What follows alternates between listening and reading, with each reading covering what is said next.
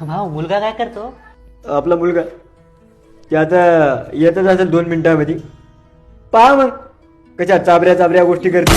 दादी तसं नाही, थांबा थांबा. आपला मुलगा काय करतो म्हणजे काम काय करतो तो ते जॉब वगैरे काही करत असेल ना, तर ते काय करतो मुलगा असं विचारा, आहे की नाही? हा. कळलं तुम्हाला आता येईल. दादी आला वाटते मुलगा.